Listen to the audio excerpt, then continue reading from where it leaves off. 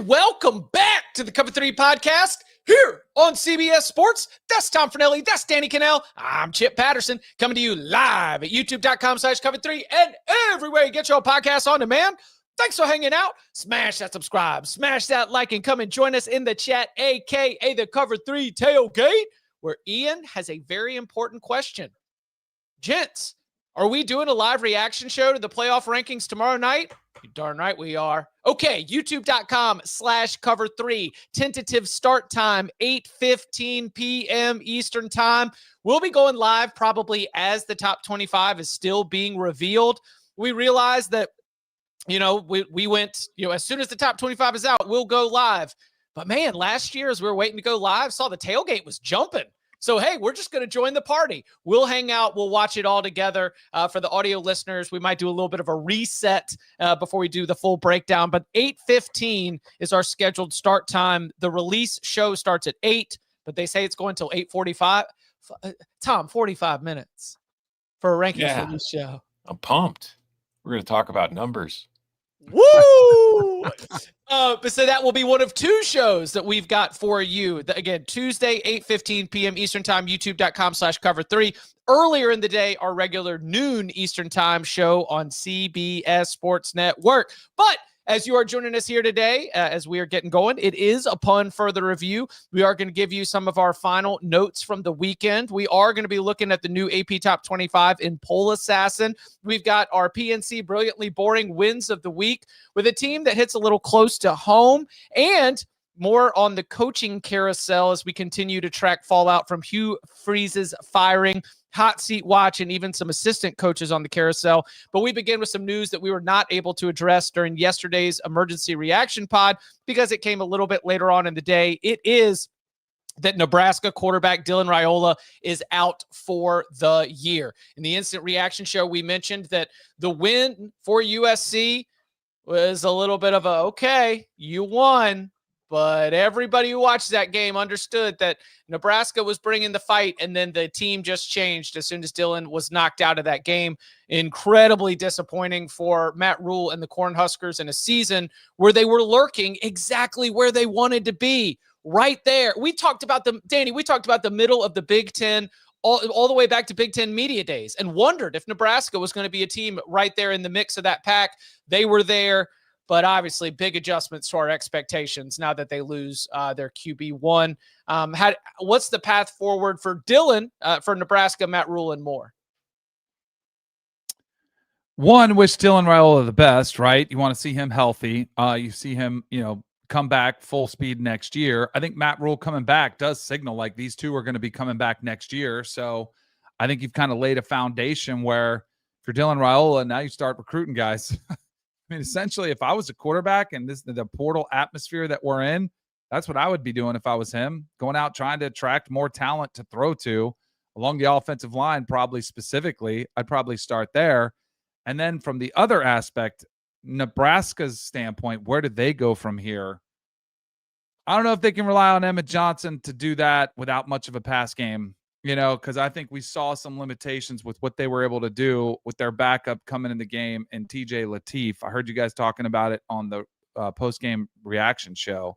It was a little bit dicey. They're going to have to open him up. You can't just try to cover somebody up. He's going to get exposed. At some point, you're going to have him make some plays. And as much as I know Tom's taking some heat for his takes on Dylan Raiola, like at least it's been way better than it was before he got there, which was some of the worst quarterback play in the Big Ten and maybe the country. And you just wonder, what can they salvage from this season, which felt like such a momentum builder? They're an underdog at UCLA this weekend. Mm-hmm. So like but I think if you're Matt Rule, you got the extension, you have an excuse, you just kind of go all in next year. And you're bowl eligible. Right. Like I am not suggesting that you should be happy if this turns into a huge losing streak to finish the year, but it might. It might. And if it does, at least, you have avoided that. You're able to just stack those success. I mean, Matt Rule signed the extension and it brought a lot of conversation about Matt Rule. Well, how good has he been? And I just think that when you compare Matt Rule, not to James Franklin's record at Penn State, but to the record of Nebraska football prior to him arriving, he's delivering on raising the floor.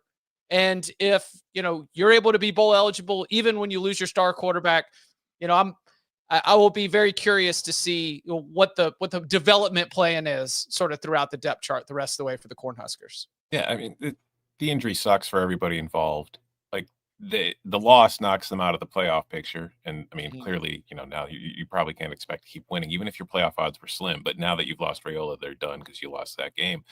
And like TJ Lateef came in, he's a true freshman. He's a composite 4-star. He's 3-star at 24/7.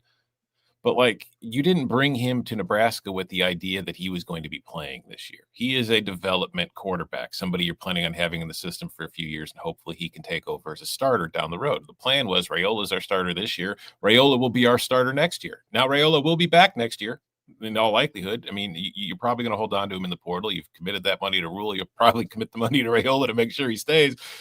So there is the silver lining of, well, it's not like it's a bad injury, but it's not the kind of injury that's going to completely tank us for next season. So that's good. But as far as the rest of this season is concerned, while I expect Lateef will look better going forward because now they'll actually be able to prepare for games with Lateef as their quarterback instead of having to throw him in the middle of a pretty tight spot, I just don't know if you can look at this week's game going on the road against UCLA and feel great about it. Then you're at Penn State the week afterwards, which, yeah, they're down to their backup quarterback too, but that will be like his third or fourth game. So they'll be in a much better spot than you are. And then you finish with an Iowa team that looks pretty damn good. So there's a very real shot that Nebraska finishes 6-6. And considering where this team was just, a few days ago with what they had in front of them and the potential, like, it's a huge blow. And it's nobody's going to be happy with a 6-6 season, but it's like this was a team that was trending on the way better. So you're going to have to kind of find the balance of how disappointed should I be and what do we think going next year? Is Matt Rule the most successful hire of that coaching carousel cycle? I don't remember everybody else in that cycle. I'll give you a couple. All right. Brent Venables at Oklahoma would have an argument, but Billy Napier at Florida has been fired. Brian Kelly at LSU has been fired. Lincoln Riley at USC. We'll see. Those are two right there that I guess Marcus Freeman, that'd be the most successful. I would say Marcus Freeman's been more successful. I would say so too. Yes. You make a national title game? Yeah, 100%.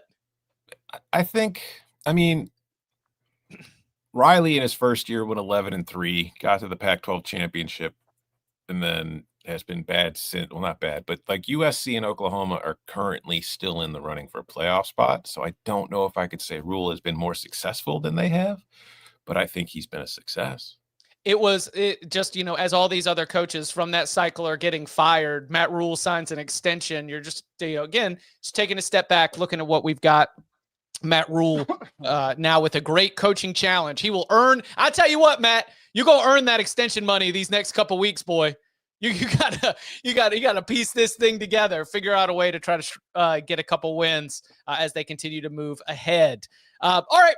Every single Monday, we do like to hold those voters' feet to the fire. It is a look at the new AP Top 25. We call it Poll Assassin.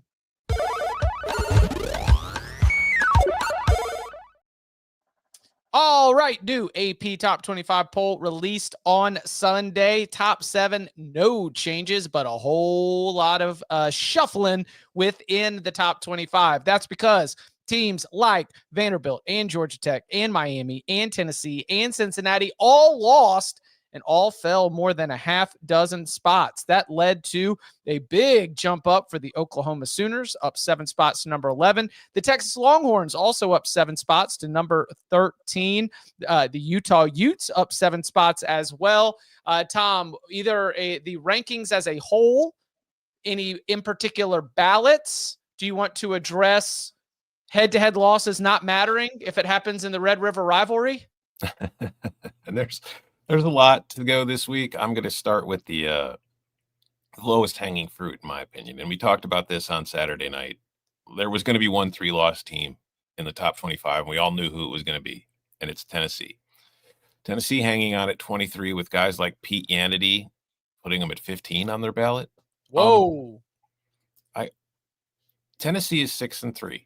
It has played 3 ranked teams. It has lost to all three of those ranked teams. Two of them were at home. If you look at its wins, you would argue that its best win is Mississippi State. Its three SEC wins have been Mississippi State, Arkansas, and Kentucky. Three teams that are combined, let me see here, 2-14 in SEC play. What has this team done to tell you that it deserves to be ranked over other possible 2-loss Power 4 teams, or even other 3-loss Power 4 teams who have better wins and maybe better losses than you do? So the only reason Tennessee is still ranked is because it was ranked to begin the year, and it is the same thing we get with, and I don't hold it against the voters because it's a tough thing to do these ballots every week, and it is time consuming to put a lot of thought into it. But it's just human nature that it is easier to move a team down than it is to spend 5 minutes thinking of a team you should put in. And that's what happens. So Tennessee just gets slid down instead of people doing the kind of constructive thinking of like, well, what about this team? I haven't ranked them, but maybe it's about time I do. So like Iowa's not ranked, but Tennessee is. Explain that to me. It's the old close losses. They're the best 3 close loss team in the country. Well, they lost by 17 to Alabama, though.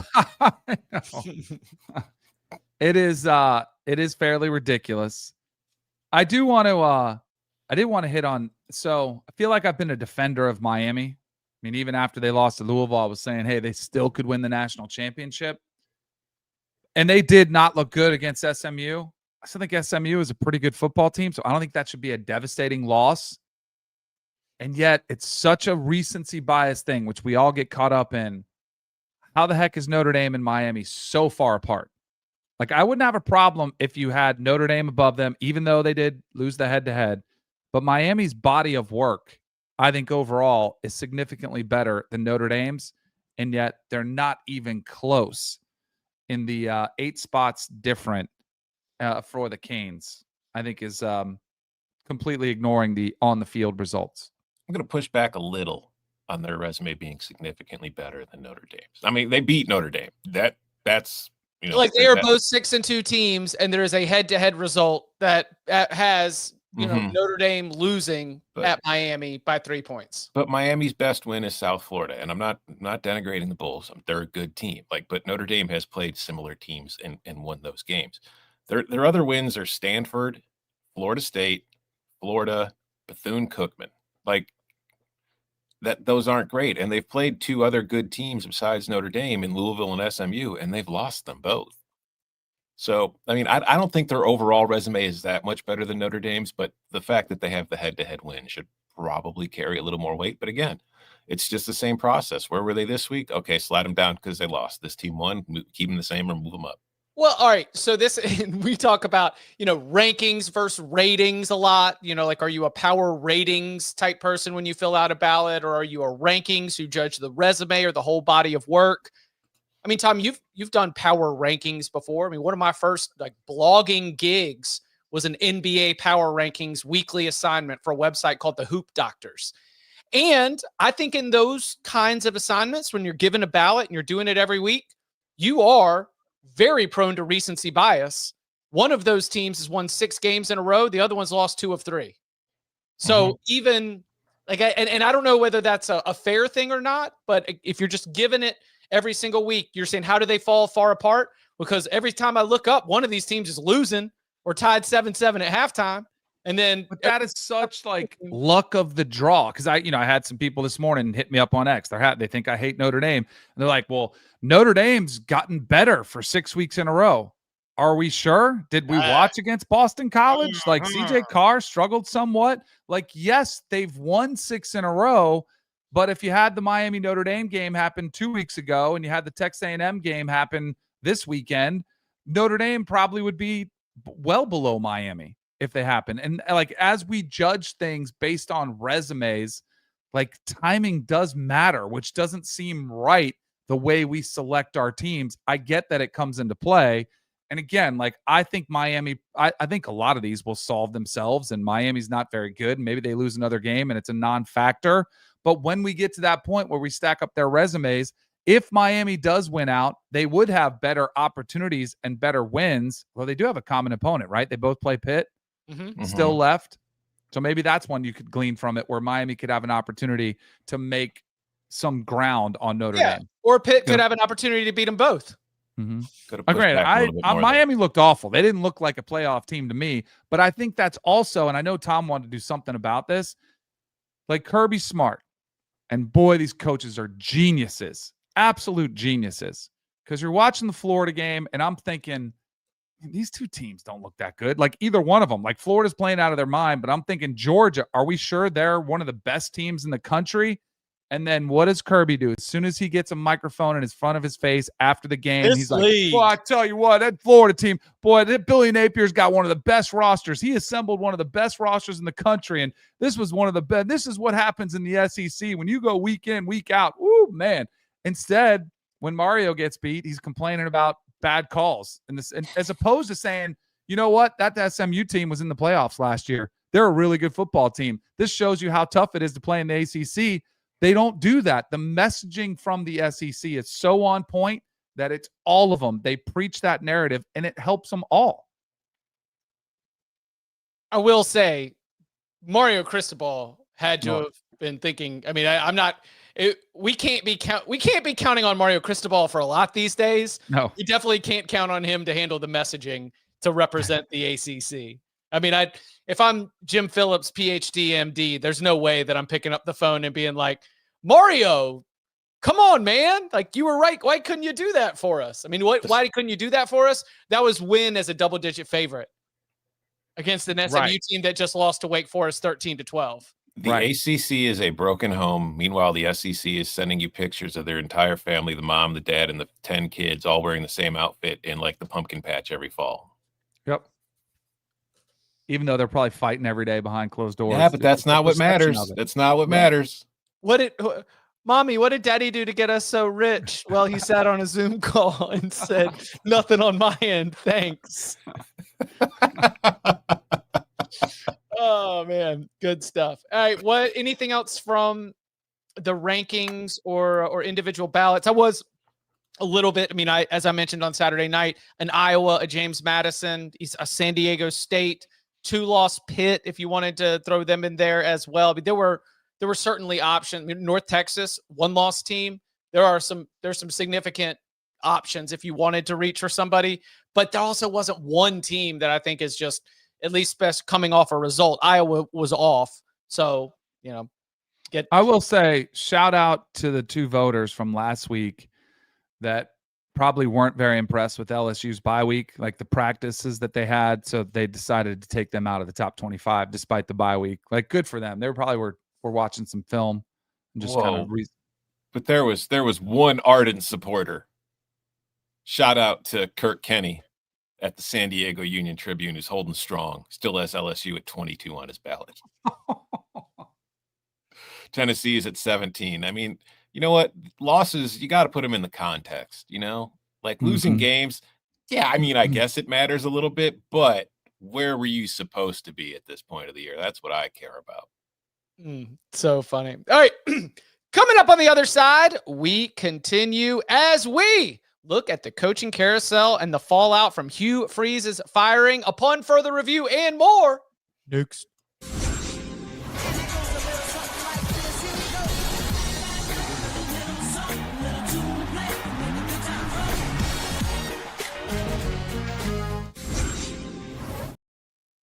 Back here on the Cover 3 podcast. It was, I think, the 5th Sunday of the season with an emergency reaction pod, those sirens in your feed as we sit here preparing for week 11. So we've got more to learn there, some assistant coaching carousel news. So let's hop on that carousel.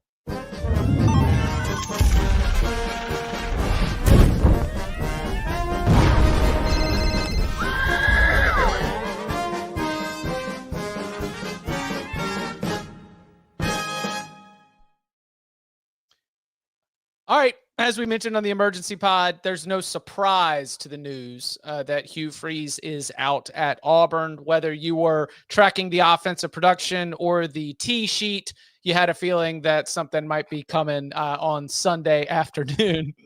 Was the tee sheet his wife's name? Was the placeholder? Yeah. Every 1:30 Sunday. You know how that works. Yeah. Wife's just an avid golfer. Right. So Danny, let's fire up the old Cover 3 search firm. What do you think are going to be some of the fallouts and next steps now that Auburn is open and has joined the conversation?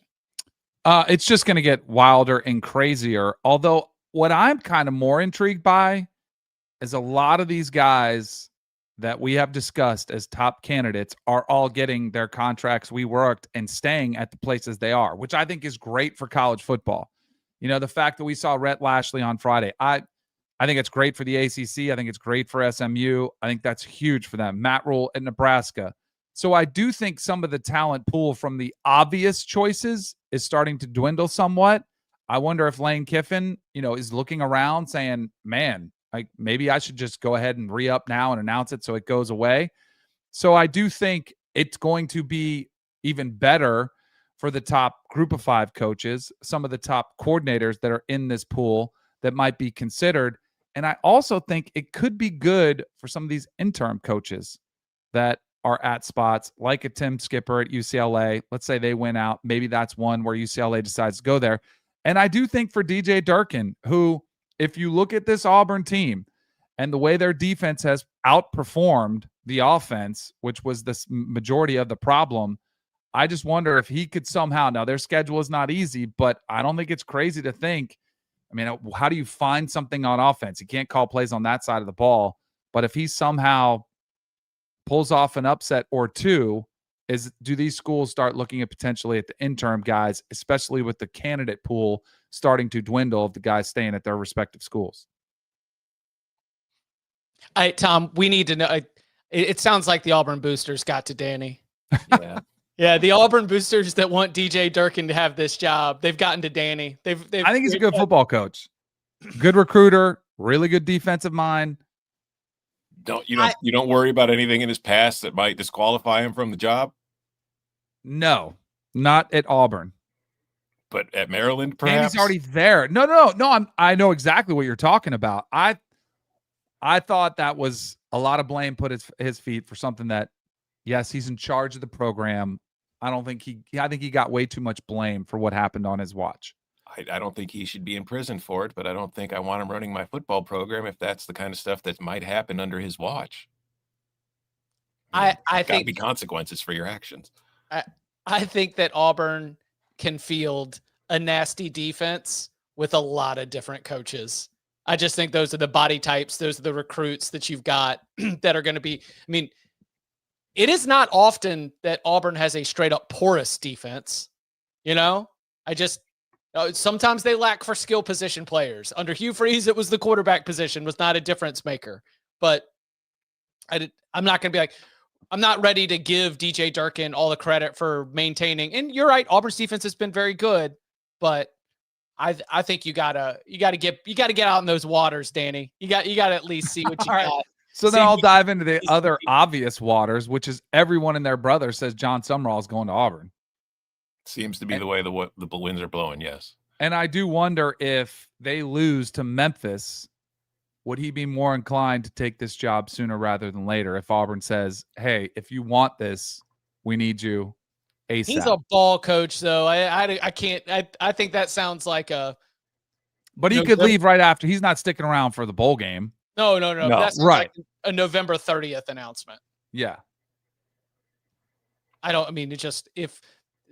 I'm only saying that would be the earliest possible. I don't see him bailing on a team while the season is still going to take another FBS job. I could see him agreeing to take the job before the season's over, but not announcing it until after the season's over. And this is complete speculation on my part.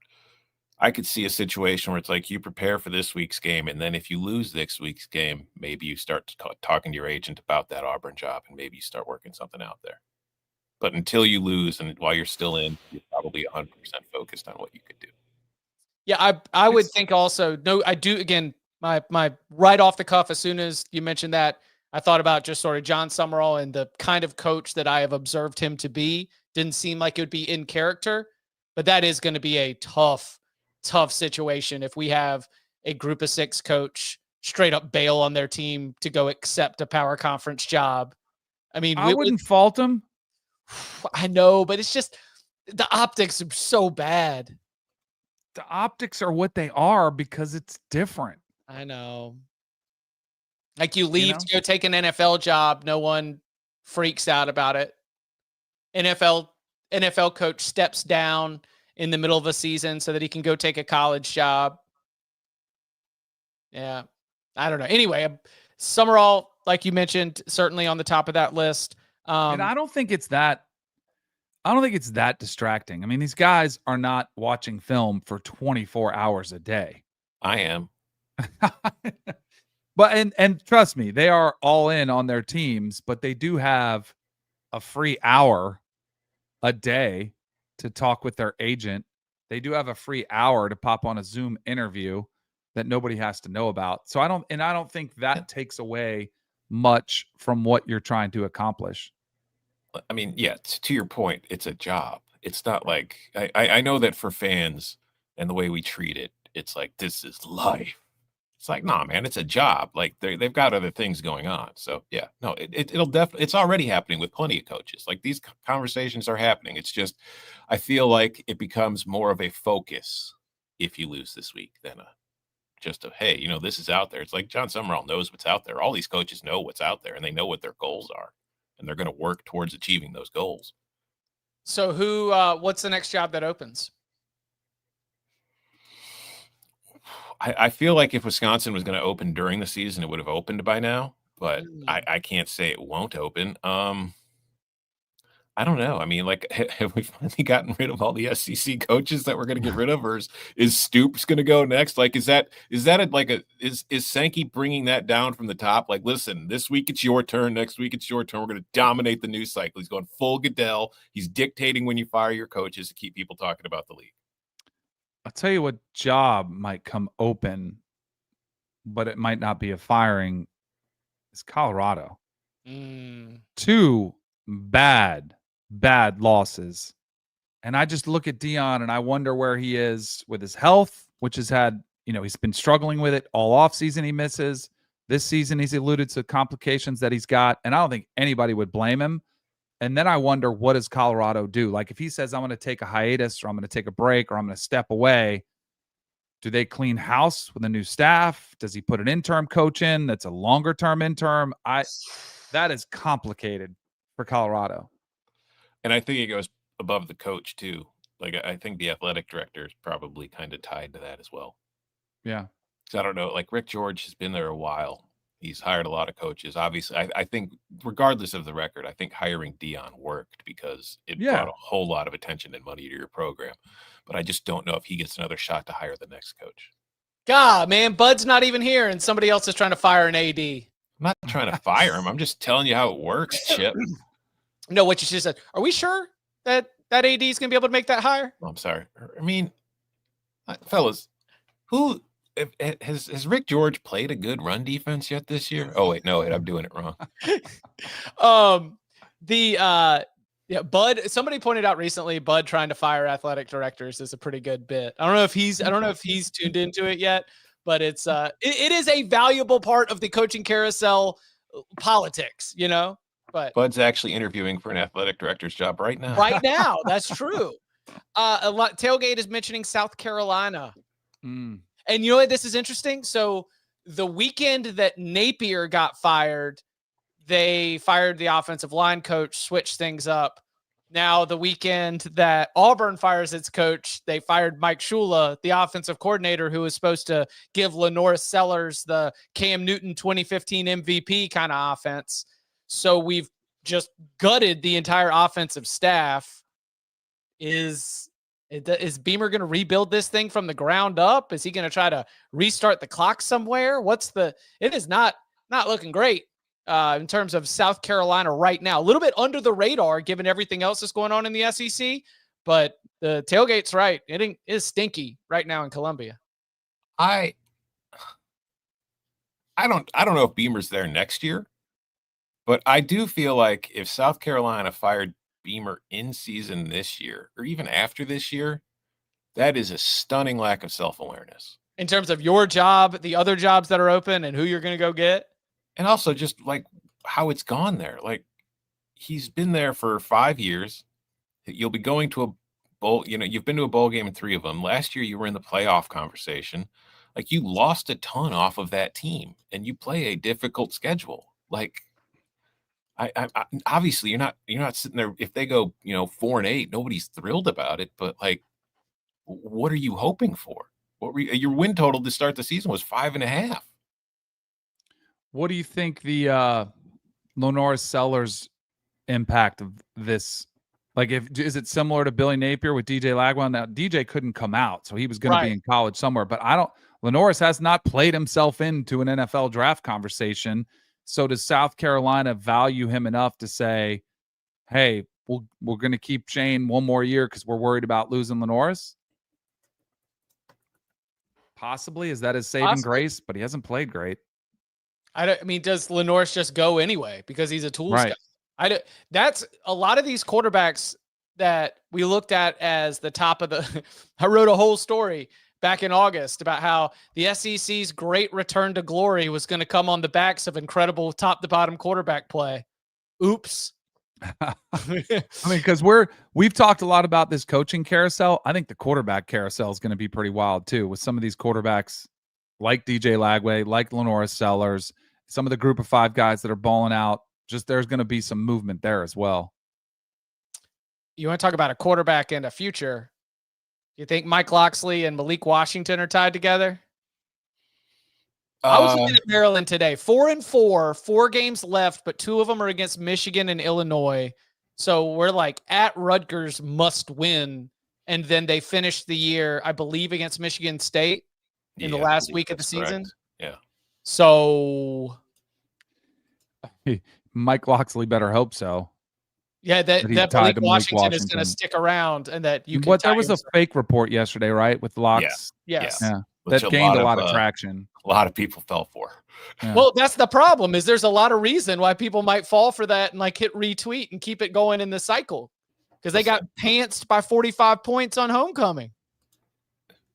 Unless it comes from the Cover 3 account, folks, it's not worth listening to. We're the real newsbreakers out here. I actually there's another job, which we talked about like it was definitely going to be open, but in just a little bit we'll find out why. And now it's time for the brilliantly boring wins of the week, brought to you by PNC Bank, where we highlight the boring actions that make the biggest difference. Slow and steady isn't just a saying, it's a proven strategy. Consistent, deliberate financial decisions help build a strong financial foundation and lead to the most meaningful wins.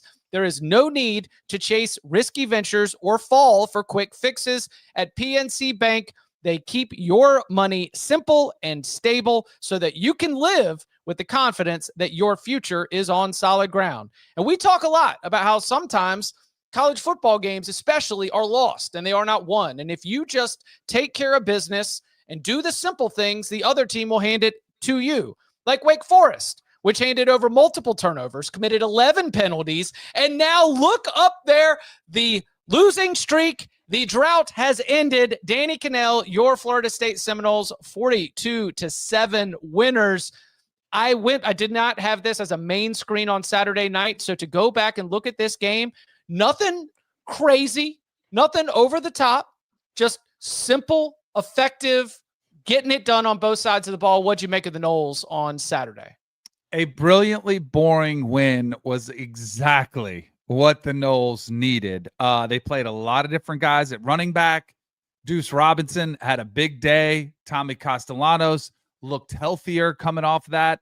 The defense finally stepped up and started delivering. They were talking about just letting them play, being more aggressive. But I don't know if anybody needed a brilliantly boring win as much as Mike Norvell needed it. And Wake Forest is a good football team. He should have been doing his best Kirby Smart after the game, touting that win being significant. But that was a scary spot for the Noles to be in after a boring first quarter, 0-0. I get it was some tight people around the stadium and on the sidelines, but they got what they needed. Yeah, Wake, I think it did not meet the moment. They had been playing well, but they showed up and Florida State just hung in there. They did the simple things well. And when they got their opportunities, they definitely cashed in 4 points. Again, congratulations to Florida State, our brilliantly boring winner of the week. And shout out to Garrett for, oh, sorry. Go ahead. Go ahead. No, I was going to say shout out to Garrett for saying shout out to Florida State fans for resisting the urge to rush the field afterward. Listen, there is not a lot of respect being paid to the field storming fines that are being handed out in the Atlantic Coast Conference right now. Yeah.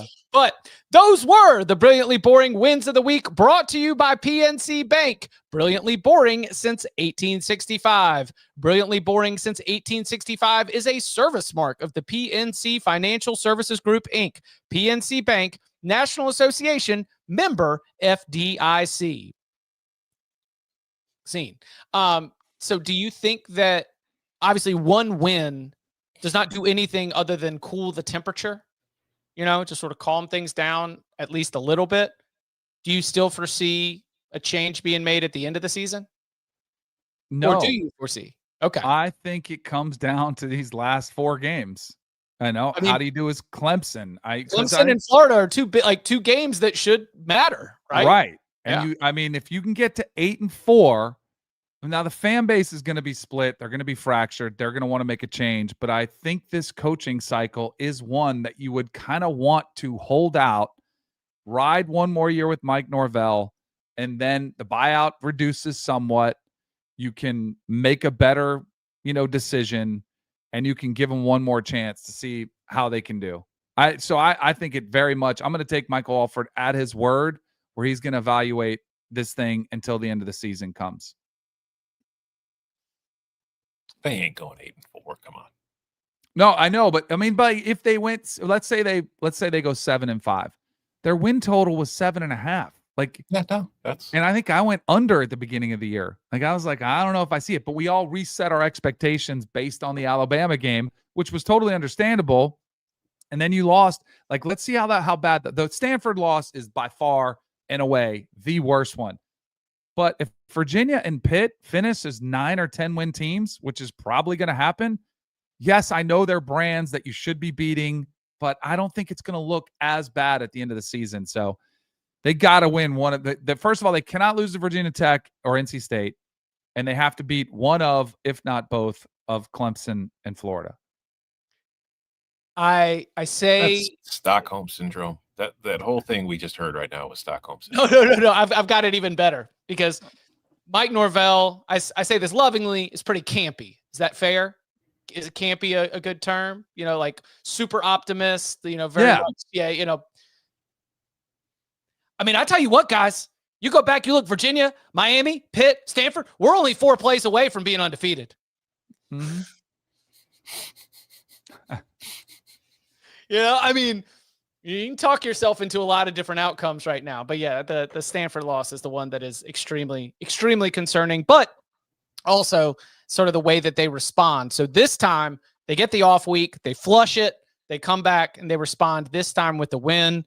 And last one here, I don't like to be talking about media business. I'm not very well educated in it. But Danny, is it true that you're not going to get any ratings bonuses for Florida State Clemson this week?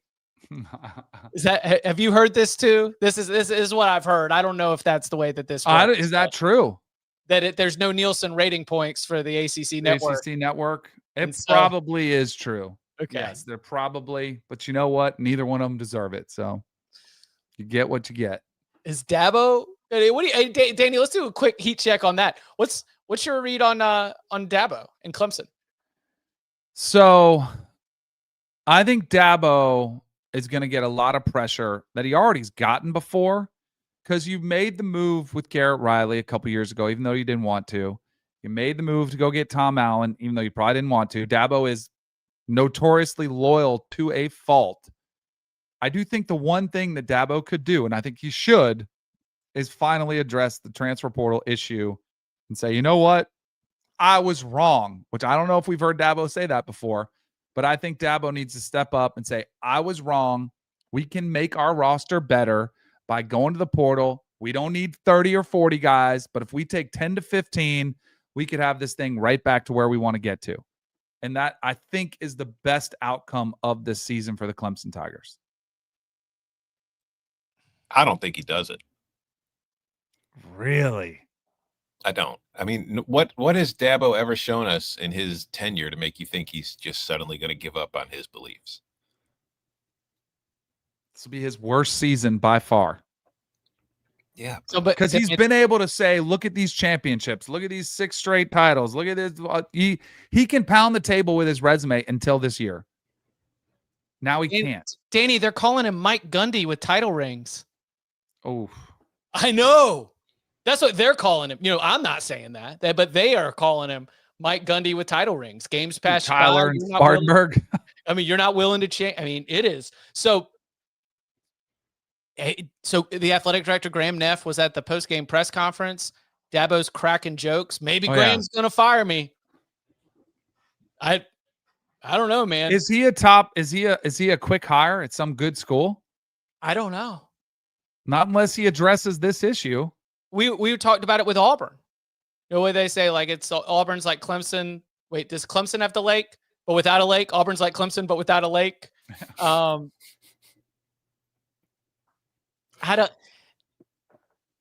Tom pushed back. He was like, I don't think Auburn would be happy about that. And I don't think Dabo would go to Auburn. He's in Alabama. I think he's back next year. I don't think anything happens at Clemson. I don't think anything happens to him. But next year, you better see some adjustments. But in the same way that, remember, the way that the reporting went, as I understand it, the LSU meeting with Brian Kelly that we talked about, where they're just basically going back and forth about the staff changes that need to be made, and the meeting just goes south and they end up pulling the cord. I don't think that Clemson has that. They don't have Dabo in that position to make a similar call, but I bet you that kind of contentious meeting is going to happen. And that there's going to be things have to change. We've got to switch some things up. And maybe that is on both sides of the ball, because the secondary, and Mickey Kahn is one that a lot of fans have singled out. I could also go to the quarterback position, the running back position. I know Matt Luke has brought in a lot of, players on the offensive line, but do we think the offensive line is dominant? I think any staff position is up for debate in terms of the future. Light bulb moment. Mike Norvell sticks around another year. Dabo sticks at Clemson another year. What's the biggest critique of Mike Norvell at Florida State? He's not recruiting through high school. He's too damn reliant on the transfer portal. So who do you bring in? The guy who is going to be able to recruit the hell out of high school in Florida, where there's a ton of talent. He's going to bring them in. He's going to develop them. He's going to have monsters, and he is going to compete for ACC titles. Dabo Swinney, future Florida State coach. Would you take it? You can't turn him down. Yeah, I think you would take it. Yeah, I think so too. $60 million is Dabo's buyout. Yeah, I mean, I don't think that. I do not think Clemson is going to fire Dabo Swinney. I know that's a controversial statement, but I do not think Clemson is going to fire Dabo Swinney. I do think things are as contentious as they have been. So is that the similarity with Mike Gundy, that the contentious relationship with the university? No, the similarity with Mike Gundy is that the losing continues and you seem to be okay with it or blaming the surround. Like, there's not a lot of, taking in ownership. And the other thing about that, because I couldn't get it out of my mind, Mike Gundy blew up the staff before this season, right? Mm-hmm. This was supposed to be the last ditch effort. So maybe Dabo gets that chance too, but I mean, they still haven't beaten a power conference opponent in Death Valley since October of last year. They go meet at the Paul after all these L's. It's more like the Paul. Golly. All right. Let's have some happier conversations. Coming up on the other side, one last chance to go into the week that was with our observations from week 10 and more. Next. When you need your sports news all the time, we've got breaking news to bring to you. CBS Sports HQ gives you a snapshot of all the sports that matter to you. When you need your sports in a snap, find it on CBS Sports HQ. Streaming free anywhere you are. Back back here on the Cover 3 podcast every single Monday. We like to spend some time going under the hood with a look back at the week that was. We call it Upon Further Review. There were terrible calls. Do we want to go ahead and jump in? After further review. After further review. After further review. All right, let's start with something that I did not, oftentimes, not only the late slate, but even that 7:30, 8 o'clock slate when we're trying to get the show organized, when trying to finish tomorrow's top 25 today, kind of wrap up the day. Those results, I don't always get a chance to really marinate in them and have connect some dots. And that's exactly what I was doing as soon as the show was done. I was going through, seeing all the videos of the NC State fans rushing the field, seeing Dave Doran's interview and him getting choked up about that. I mean, just a huge win for Dave Doran, a huge win for NC State taking down Georgia Tech. But it was also a little bit of poetic justice, some history here, okay? So in 2002, Chuck Amato had NC State running hot. He had a quarterback named Phillip Rivers, and they were off to a rip-roaring start. 1, 2, 3, 4, 5, 6, 7, 8, 9-0. NC State was ranked number 10 in the country. ABC put together a Sopranos influence, because remember, this is 2002. Sopranos is hot on the streets. Woke up this morning. Except it's Chuck Amato driving around Raleigh instead of Tony Soprano driving around New Jersey. And we're blowing. He's got the red sunglasses. And then here comes lil old Georgia Tech, a Georgia Tech team led by first-year coach Chan Gailey, Bill O'Brien as offensive coordinator. They come in as a heavy underdog and stun NC State, giving 9-0 NC State their first loss of the season. This is the re-reckoning. This is some retribution. Georgia Tech falls in Carter Finley Stadium 23 years later. NC State fans get to soak it up. I know that's from another generation, but that was one of the best seasons of NC State football history, the 2002 season, and losing to a very mid Georgia Tech team is kind of one of those games they always point to along the way. Here I thought NC State was just ending their season on a high note before basketball started. Happy college basketball to everybody. Good luck to the Ion College Basketball Podcast. Our friends Gary Parrish, Matt Norlander, and more. Are you excited for the Illini, Tom? Yeah, of course. Playing Jackson State tonight, I think. Yep. Went ahead and threw it on the record for the DVR. Get it locked and loaded so I can check out the Eurobasket Illini a little bit later. The Eurolini? The Eurolini a little bit later. Chuck Amato was, I think, assistant head coach at Florida State. He was the guy who kind of led all the logistics coming in and out of practice. Barrel-chested dude, he looked like he could bench press 400 pounds when he was an assistant coach. Drove around like a 67 Corvette. I mean, I could see that. I did not see the piece that you're talking about, but I could totally envision it with an Italian last name. He was awesome. He was awesome. Yeah. And he went to NC State and he was coming off of the Florida State staff. And so it was just it was a vibe there for a minute. And that 2002 season is still remains one of the highlights. I mean, Danny, they threw a parade in downtown Raleigh for winning the Gator Bowl. The Gator Bowl. And Chuck Amato, of course, a big part of that. So a little bit of retribution, a good moment for Dave Doran, who had been very much under fire after losing 4 straight games to FBS opponents. So, the game ended. They were rushing the field. We were starting the podcast. I know we mentioned it a little bit, mostly from the Georgia Tech side and the failures there, but I wanted to give our NC State listeners an opportunity to celebrate that as well. Got a couple other things. Tom, I know you've got something for Upon Further Review you wanted to highlight. But first I just want to shout out Luke Altmaier, who had the 323 total yards and 5 total touchdowns against Rutgers. So I'm wearing my Luke Altmaier designed camo for his NIL. I'm helping pay for him because we pay for good performances around here. But the one thing I did want to mention was I was doing some research into the SEC and like the parity angle of the league, because as we talked about earlier, Kirby talking about how it's just so tough to win in the league. And I was like, I want to go cracking into some data here. And here's what I got. So 26 of the 43 SEC conference games this year have finished as 1-score games. Of those 26 wins, Ole Miss, Alabama, Georgia, and Texas are responsible for 13 of them. So half of them. Ole Miss has 4, Alabama, Georgia, and Texas each have 3. So I started digging a little further, and I was looking at the standings, and it's Auburn, Arkansas, Kentucky, Mississippi State, and South Carolina are responsible for 25 of the 43 SEC conference game losses in league play. 31% of the league, that bottom of the league, that is just so tough and can make every single game tough, is responsible for 58% of the losses. So a third of the league responsible for over half the losses. And it's like, wow, so clearly the top of the league is feasting on them. So I dug in a little further. And no, not so fast, my friends, because here's where it gets interesting.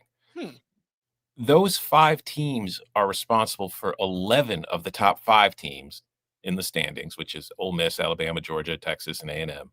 They're responsible for 11 of their 24 SEC wins, which is still a lot. It's 46%, but it's not nearly as much as the 58% of the overall.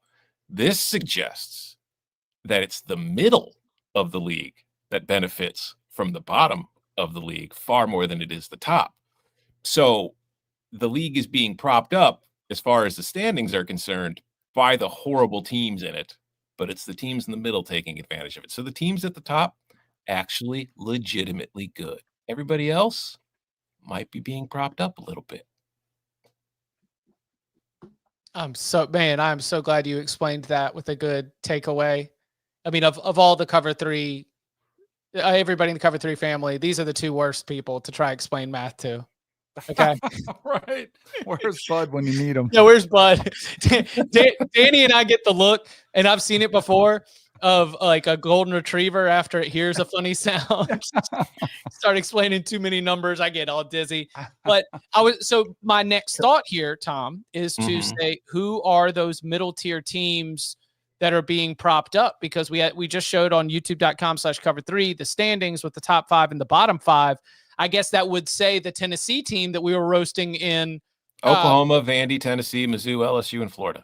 Yeah, like those teams are benefiting from the weak bottom even more so than the top.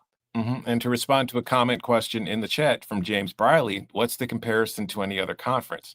James, I did not do this research, but what my theory is, it's probably exactly the same as the other conferences, which further drives home my point.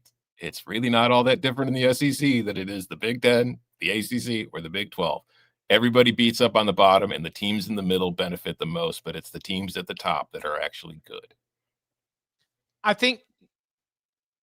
don't think it's the same everywhere else, because I do think the disparity is different in other conferences, like the gap. But if you look at the conference standings right now in the ACC, there's a bunch of 1-loss teams and an undefeated team, and there's a whole lot of teams at the bottom with very few wins. If you look at the Big Ten standings, there's a whole bunch of undefeated and 1-loss teams in the conference, and a whole bunch of teams at the bottom with very few wins. If you look at the Big 12, okay, maybe there's a little more parity there, but still, it's all very similar. It's just the narrative around what happens in these conferences every single week is different. And this is not in the SEC sucks, because the SEC is the best conference in football. My ranking system that I do that's based on nothing but results this year in the current season, every single year rates the SEC better than every other conference. It's just the gap is never as wide as the narrative is or the polls reflect. But in this season, I do think that one thing that is going to really fuel a lot of the frustrating conference v conference conversation that's about to come with the college football playoff debates is the fact that the top 2 teams and probably 3 of the top 5 or 6 in the country, whether you want to use rankings, whether you want to use ratings, are in the Big Ten. And then you do a little bit of a drop where the SEC doesn't have all of the front runners that are right there at the top, either in the rankings or the ratings, but has more teams right there in the middle. And I think that that and when you've got few teams at the very, very top, the fact they're only going to have but so many games against each other, while the sort of thicker A-, B+ crew are playing each other all the time, that is going to fuel that meat grinder. You wouldn't live a day on our schedule kind of argument there. And that to me feels different from the Big Ten to the SEC, just in terms of the way that the good teams are dispersed throughout the standings. Agree.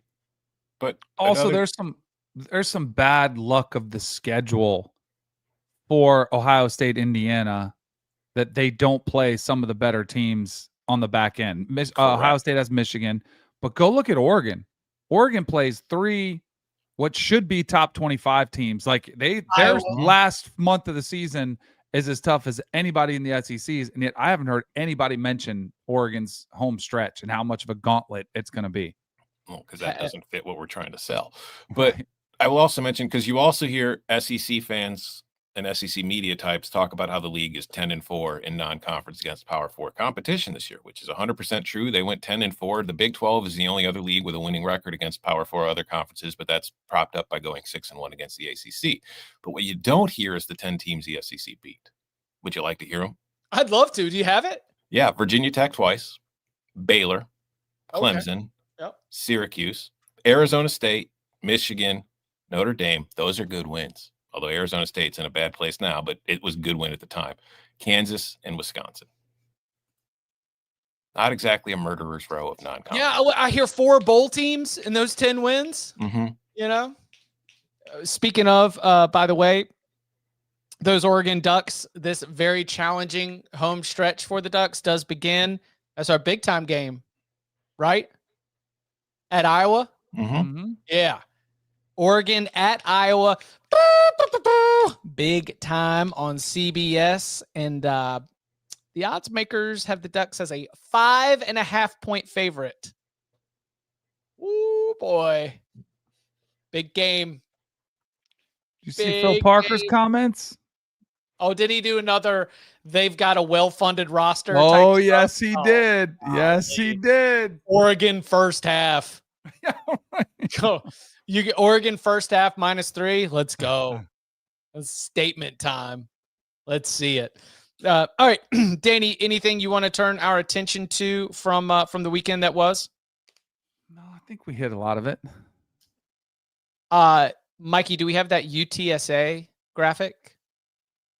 Yeah. This one started to. Did y'all know about this? So Jeff Traylor after the game started talking about being in the Alamo Dome as though it truly was this like spiritual, transcendent type spot where they've got all this success and they're so hard to beat when they're playing in the Alamo Dome. And I was like, all right, let's actually go back and let's put some stats to this and see how it goes. Yeah, if you're watching on youtube.com/cover3, since the start of 2021, UTSA is 27-3 at home. I was like, okay, well, they've been pretty good since 2021. A lot of double-digit win seasons. No, even a 60% clip against the spread as well, because they've been a favorite in a lot of those situations. And the only losses out of the last 30 home games for UTSA were a triple overtime loss to Houston in 2022, an 8-point loss to Army in 2023, and a 7-point loss to Texas State earlier this year. Jeff Traylor, we talked about, did he miss his window? I don't know whether he can carry any of this magic to another school or whether someone should be talking to him. He's trying to talk to anyone who's got money. He's begging. He says, if somebody's got it, we're going to need it. Because this sport right here, as he holds up a football, he's like, we need to spend. We need to spend here. But I was impressed. It wasn't just something that he was speaking into existence after a big win at home against Tulane. It was something that has been consistent here again since 2021, 27-3. Now, do you know who's got, I think I've got this right.